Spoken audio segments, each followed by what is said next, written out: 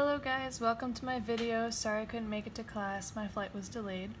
My presentation is the disruption of the sleep cycle and how the science behind it occurs. So why did I choose this topic? I've always been a night owl, so not a morning person, and everyone in my family has been a night owl except for my dad, and he was forced to because he wakes up early to go to work.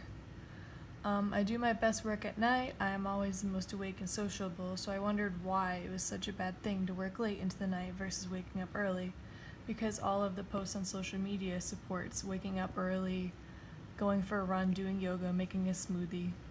And I'm trying to prove that people are different, but also that people should not force themselves to be something they don't have to be. Because if it's not natural, there's really no true point to try and prove something. And just because the media covers how successful business people are, that supposedly wake up to start their day, doesn't mean that that's the only way to reach your goals.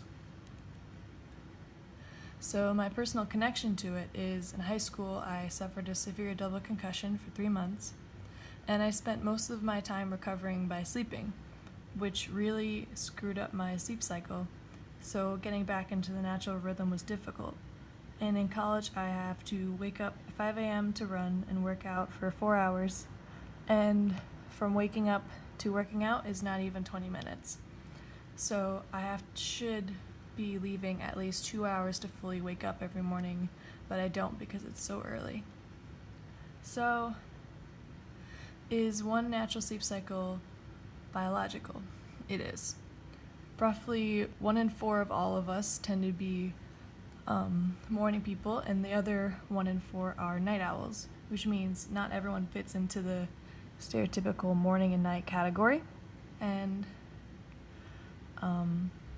morning people are usually left brain versus right brain, and cooperative and more imaginative and individualistic.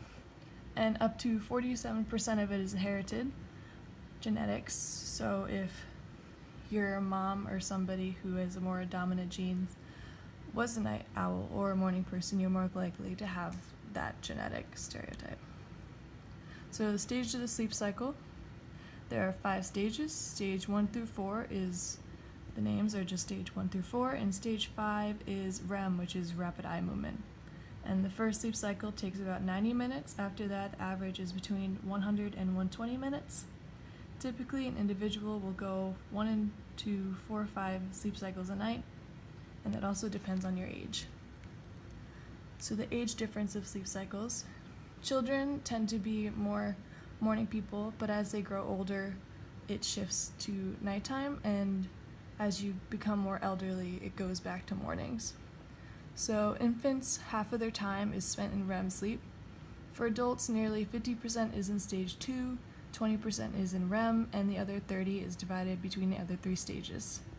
Now for older adults, they're progressively less and less time in REM, so that means as you get older, you have poorer and poorer quality of sleep. Okay, so what should we do to adjust our overall lifestyles to be the most efficient as a society?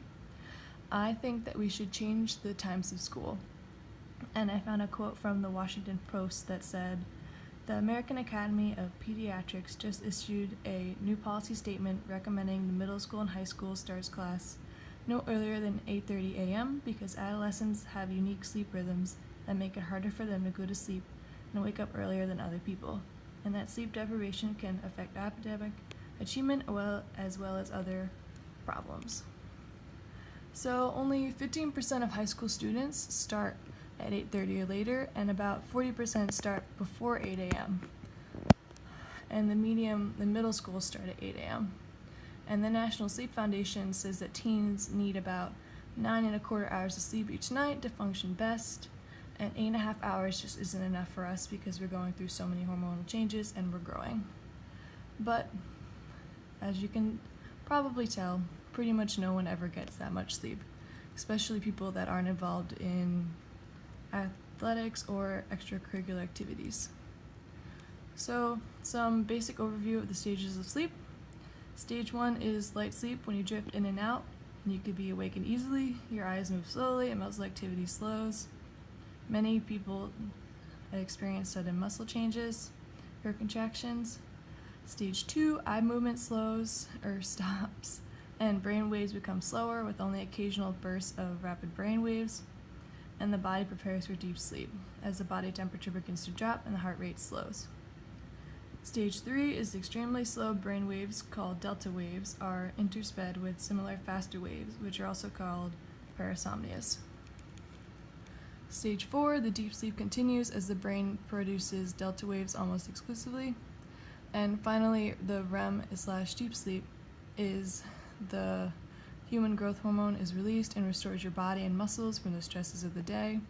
Your immune system restores itself. Much less is known about the deep sleep than REM, and it may be during this stage that your brain also refreshes itself for the new days.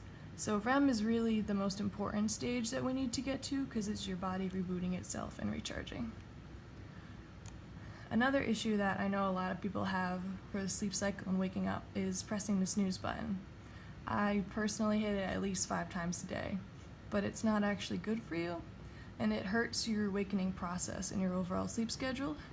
You should wake up naturally to natural light or your sleep cycle, and if you do, you're more alert, and when you snooze, you are allowing your brain to properly wake up. You're not allowing your brain to wake up and start the day. And it will actually spend more and more time to wake up, and you'll be in a mental haze throughout the day. It's also called sleep inertia, and it's one of the consequences of waking up suddenly. It was given the name in 1976 and refers to the period between waking up and being fully awake when you're groggy. And Harvard actually found that sleep inertia takes anywhere from 2 to 4 hours to disappear completely.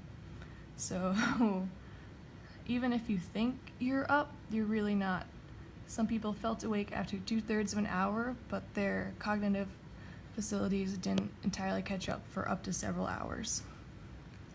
And when we wake up, our brain arousal systems, which are responsible for just the basic functions like walking, but our cortical regions, which is the prefrontal cortex, which is the part of the brain involved in decision making and self-control, take longer to come aboard.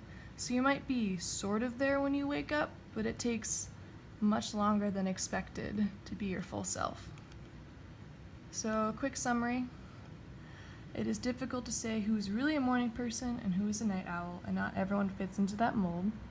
As you age, that changes too, and it will throughout your whole life. However, nobody should feel pressure to change because of societal pressures. There are solutions to the issues behind the large variety of sleeping gaps between stages of adulthood, like switching the times between high school and elementary schools.